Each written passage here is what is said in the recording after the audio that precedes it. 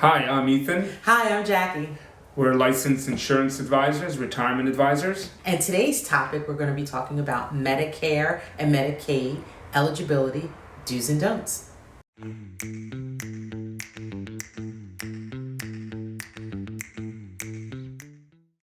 Thank you for joining us today.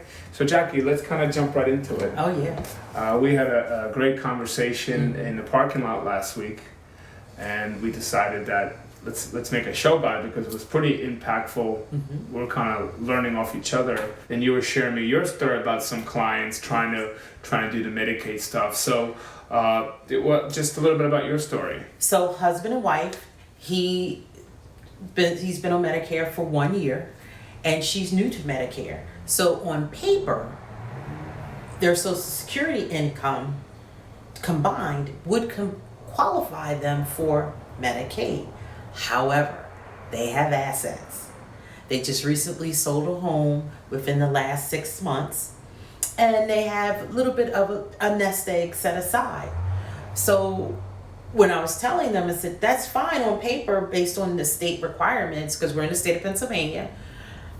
On paper, it looks one thing, but when Medicaid requires taking a look at someone's bank statements, they're checking in their savings, taking a look at their overall assets. So when you account for those two things, it immediately disqualifies them. Right.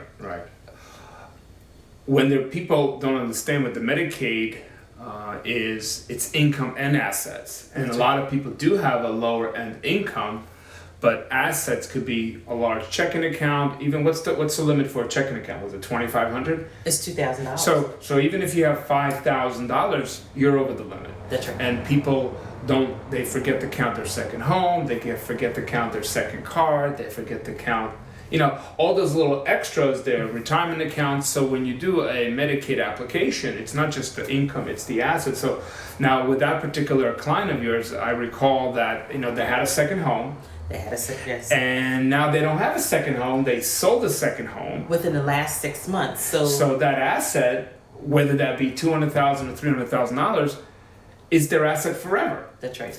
And then we talked about them trying to gift it to their son, right? Which is okay.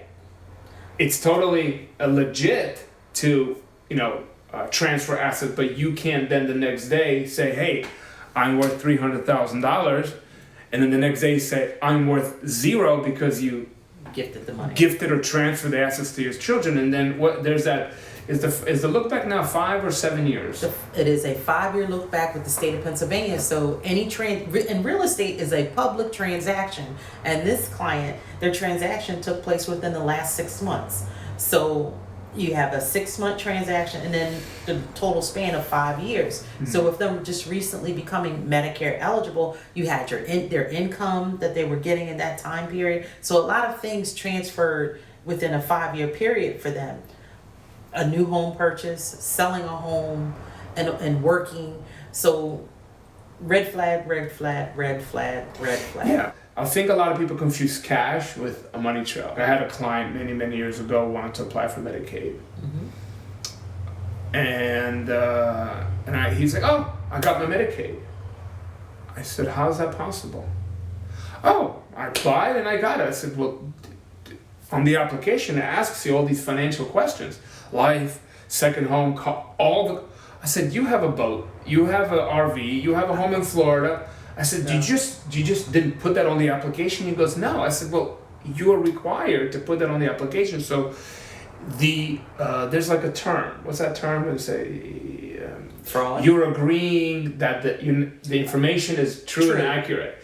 So I said, essentially, maybe unknowingly, you thought that you weren't supposed to do that, but it's required. So my understanding of the justice system is that if they feel like you just did it unknowingly, maybe they'll slap you with a fine and penalties, right? But if they feel like you did it to defraud, that's criminal. You could go to jail for insurance fraud. The states, they get their Medicaid money from the federal government. That's right. So the feds give the money to the state, and the state spends it how they see fit. But Medicaid money comes from the state, from the federal government.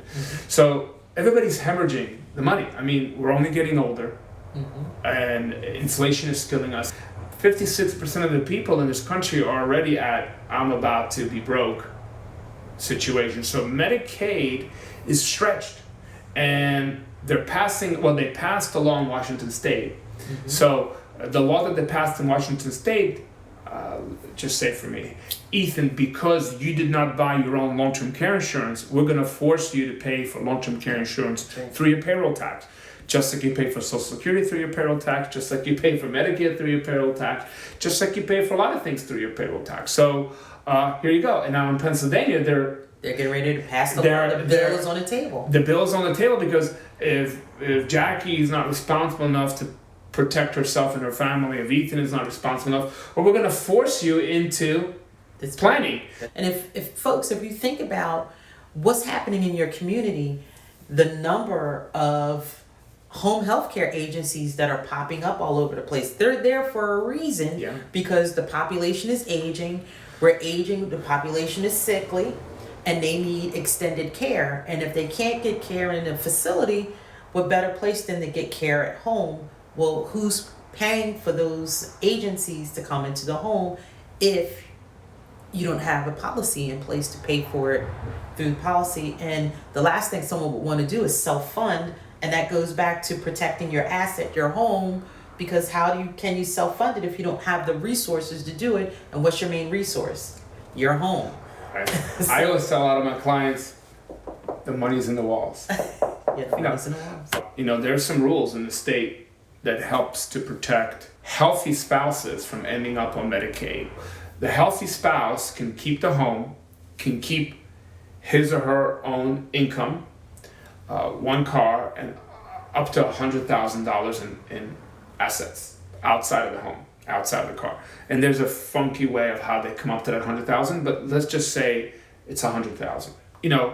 When you have two spouses and one is sick, the healthy spouse is protected. But then the con is when there's only one person living in the home, and that person, say, starts receiving Medicaid at home, because home is the number one asset. What they do is, if you're single and you're requiring benefits from the state, they lien your home. For our viewers, I'm that scenario because I own my home and I'm single presently, and knowing the information and how the state and the system works, I purposely took out a short-term care policy to protect my daughter and my family, because I knowing this information and knowing I have a long ways down the road, folks, before I become Medicare eligible. However, I could get sick and have a terminal illness, and so I put something in place for myself. But knowing that information, I said, okay, I don't want any liens on my properties. I want this property to be a gift to my daughter. So in order for me to do that, I had to take out a policy and put something in place for myself. Yeah. The state also protects the income of the healthy spouse.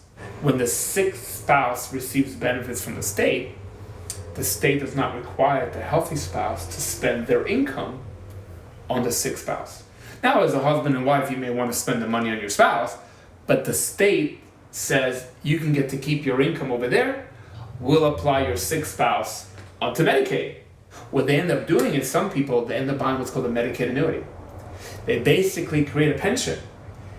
So what they do is they convert the asset, which is joint, into income, which is individual. A husband and wife will take a $200,000 cash checking account, and they would buy themselves, they'll buy the healthy spouse lifetime income. So now they took this $200,000, which is a countable asset, and you can't qualify for Medicaid because you have $300,000, you need $100,000. So they have this $200,000, they don't know what to do, they don't want to spend it, so they take this $200,000 and they convert it to lifetime income, which is not counted. It's not just a typical annuity, it's a Medicaid annuity.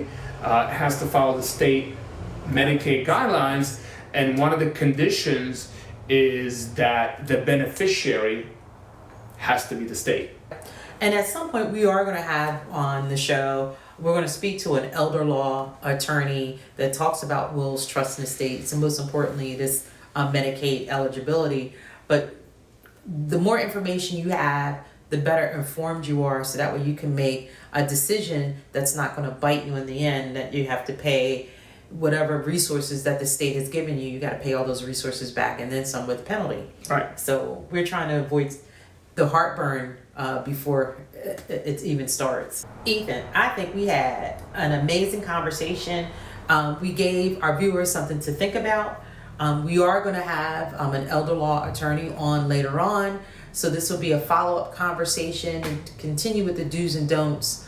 But most importantly, we need you to click the link in the bio. If you have any questions, or if you